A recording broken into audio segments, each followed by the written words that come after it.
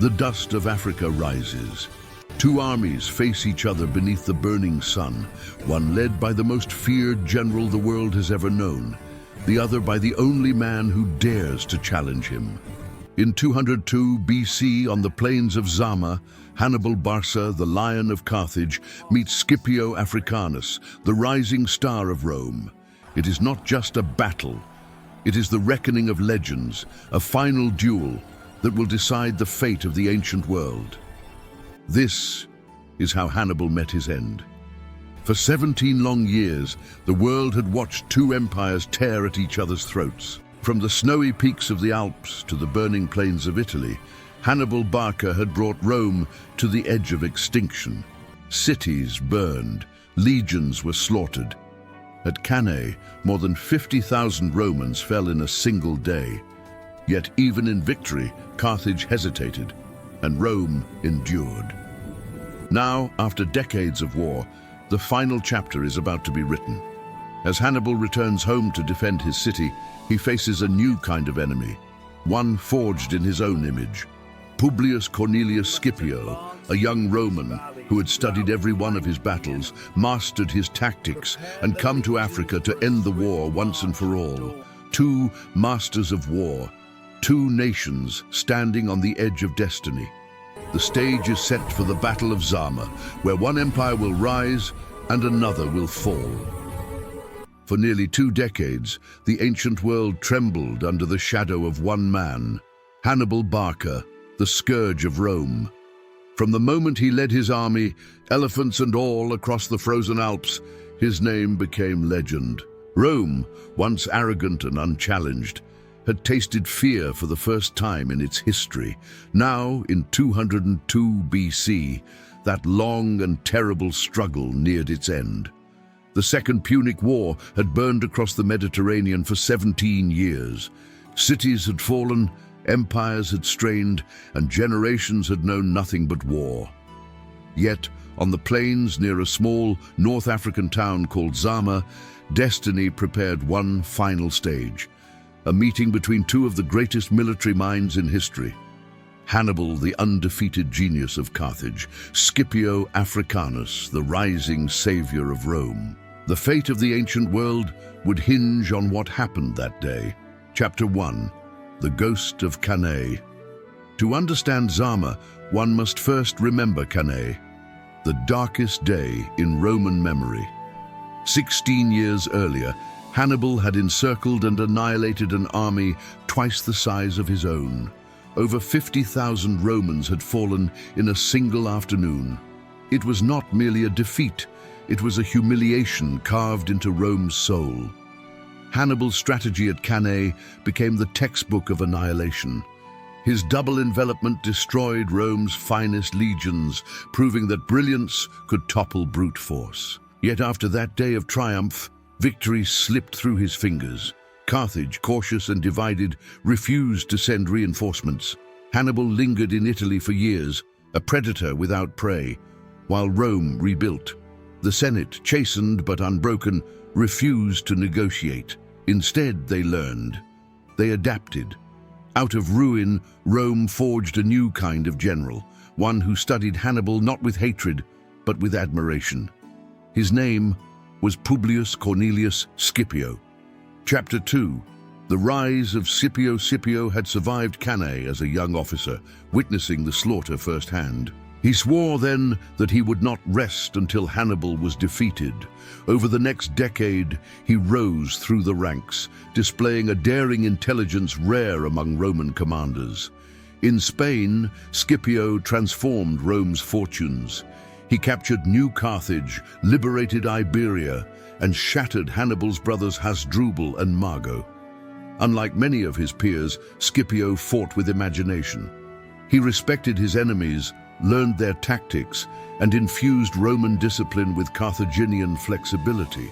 By 204 BC, he had convinced the Senate to authorize an invasion of North Africa, a bold, almost reckless move. His goal was simple: strike Carthage itself and force Hannibal to abandon Italy. With meticulous preparation, Scipio assembled an army of veterans, men hardened by years of Iberian warfare, loyal to their young, charismatic commander. When Scipio landed near Utica, he met fierce resistance from Carthaginian allies, the Numidians under King Syphax. But Scipio's tactical brilliance turned even this to his favor. In a daring night attack, he burned the enemy camps, crippling Carthaginian morale. Carthage, desperate, recalled her exiled champion. After 16 years abroad, Hannibal Barca returned home. Chapter 3. The Return of the Lion. When Hannibal stepped onto the African shore, the citizens of Carthage gathered to see him. Many wept. Their hero, their savior, had come home. But the Hannibal who returned was not the fiery conqueror who had once crossed the Alps. He was older, wiser, scarred by years of campaigning. His army was gone, his homeland weakened, his allies uncertain. Yet his mind, his legendary mind, remained razor-sharp. Carthage entrusted him with her final hope. He raised a new army, mercenaries, Carthaginian citizens, and Numidian cavalry loyal to King Tychaeus. But he knew his force lacked the cohesion of his veteran legions from Italy. These were untested men facing one of the most disciplined armies Rome had ever produced. Still, Hannibal did not despair. He had faced worse odds and triumphed. And when he learned that Scipio commanded the Roman army, he almost smiled. In his heart, Hannibal respected the Roman, a man who understood strategy as few others did. Their meeting was inevitable. The student had learned well, but could he surpass the master? Chapter 4. The Meeting of Titans. Before battle was joined, the two generals met in person, a rare moment in ancient warfare. Hannibal arrived first, calm and dignified. Scipio followed, accompanied by a small escort. The two men stood face to face, a living embodiment of their nation's struggle. It was said that Hannibal admired Scipio's boldness. Scipio, in turn, regarded Hannibal with deep respect. They spoke not as enemies, but as soldiers who understood the cost of war. Hannibal, seeking to save his city, proposed peace. Carthage would surrender its foreign holdings, pay tribute, and disband most of its navy. Scipio listened, but the terms were too light. Rome, hardened by years of devastation, demanded total submission. The meeting ended without agreement. As they parted, both men knew the truth. Their next encounter would decide the fate of the world. Chapter 5. The Battlefield of Zama. The plains near Zama Regia, roughly 100 kilometers southwest of Carthage, offered a perfect stage. Open, dry, and wide, ideal terrain for maneuvering infantry and cavalry. Hannibal's army numbered around 40,000 men, a mix of mercenaries, African infantry, and a handful of his Italian veterans who had followed him back from exile. He also possessed nearly 80 war elephants, massive beasts meant to terrify the Roman lines. Scipio commanded roughly 35,000 infantry and 8,000 cavalry, including his secret weapon, the Numidian prince Massinissa, whose horsemen had once fought for Carthage but now served Rome. Massinissa's betrayal was a devastating blow. Numidian cavalry were the finest in Africa, and their defection would prove decisive. At dawn on that fateful day in October 202 BC, the armies arrayed for battle. Dust shimmered under the African sun. The cries of soldiers mixed with the trumpets of elephants. Two civilizations stood ready, one to defend its dying empire, the other to claim its destiny.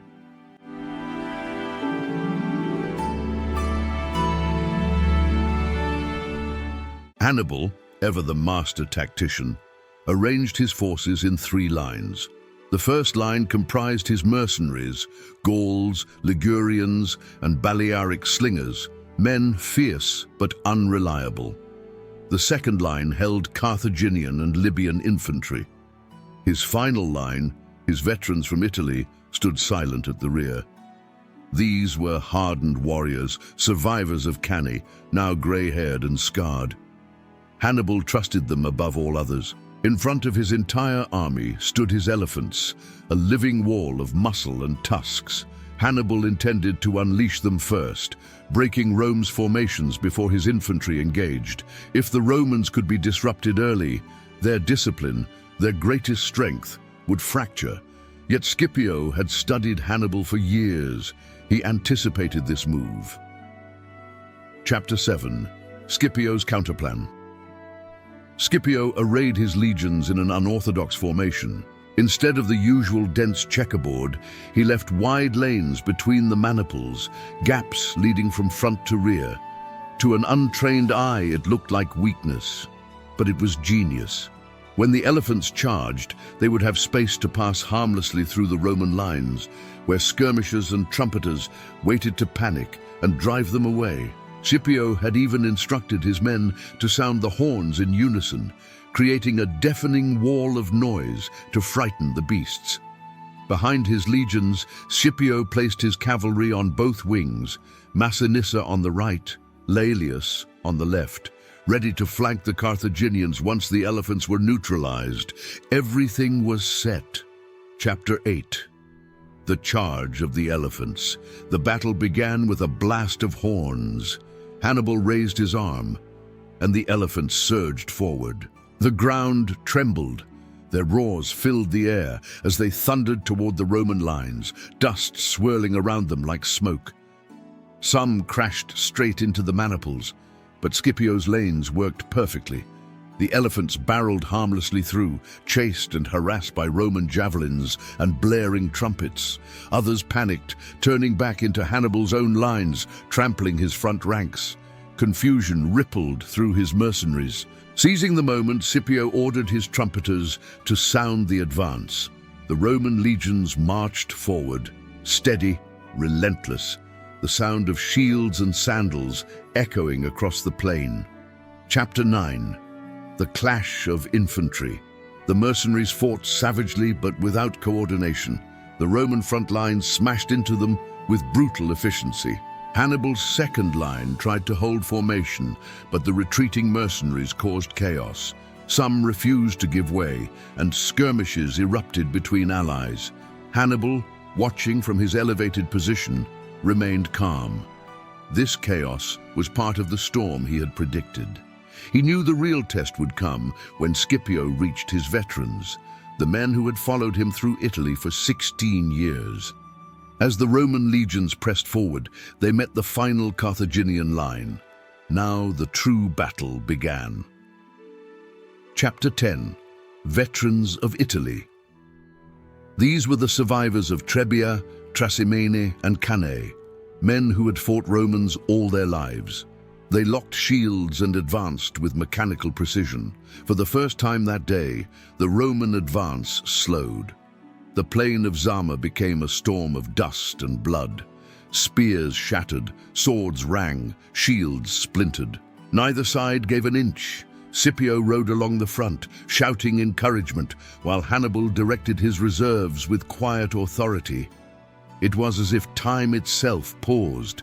Two armies locked in timeless struggle, two civilizations mirrored in their leaders' resolve. Chapter 11. The cavalry returns. For nearly an hour, the infantry lines held in brutal equilibrium, but far from the main battle, the cavalry clash decided everything. Massinissa and Laelius, after fierce fighting, had driven the Carthaginian horsemen from the field. Instead of pursuing them endlessly, they regrouped and circled back toward the battlefield. Hannibal was too deeply engaged to notice the danger. Then, like thunder, the Roman and Numidian cavalry reappeared, charging into the rear of Hannibal's army. Chapter 12. The Collapse. The Carthaginian veterans, surrounded on all sides, fought desperately. Hannibal's lines, still disciplined, tried to form a square, but it was too late. Scipio's infantry surged forward. The cavalry tore into their rear. The once steady formation dissolved into chaos. Hannibal realized the battle was lost. He ordered as many of his men as possible to withdraw, but few escaped. Thousands fell on that field. The Carthaginian banner, once feared across the Mediterranean, fell silent. By mid-afternoon, the plain of Zama belonged to Rome. Chapter 13. Aftermath and Legacy.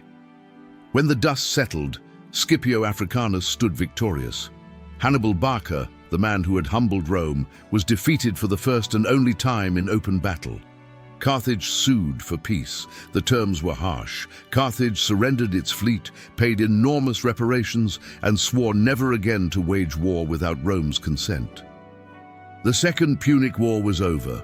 Rome had triumphed, and from that day onward, she would dominate the Mediterranean world. Hannibal, ever pragmatic, urged his people to accept the terms. "We must submit to fate," he said, "as I once made others submit to mine." He entered politics, later forced into exile, and ultimately took his own life years later, preferring death to Roman captivity. Scipio returned to Rome as a hero, earning the title Africanus, the conqueror of Africa. Yet even he admitted that among all men, only Hannibal could have taught him how to win, and perhaps how to lose. Chapter 14. The Final Reflection. The Battle of Zama was more than a military triumph. It was the turning of an age. Rome's victory transformed it from a regional power into a global empire. The lessons of Zama, adaptability, discipline, and respect for the enemy, became the pillars of Roman warfare for centuries. And though Hannibal's defeat marked the end of Carthage's greatness, his legend endured. Generations of generals, from Caesar to Napoleon, studied his tactics and revered his mind. In defeat, he achieved immortality. Scipio and Hannibal, student and master, each represented the pinnacle of their civilizations. One embodied resilience, the other genius. Together they defined the art of war. Epilogue. Echoes of eternity. Centuries have passed since that autumn day on the plains of Zama. The dust has long settled, the empires have fallen, but their story remains. Etched in marble, whispered through time. Two men met on a battlefield not merely to fight, but to decide the destiny of the world. And though Rome won the war, both men, Hannibal the bold and Scipio the wise, won something greater: immortality in history. The Battle of Zama was not just the end of Hannibal, it was the dawn of Roman supremacy, and the moment the ancient world turned its gaze toward the eternal city.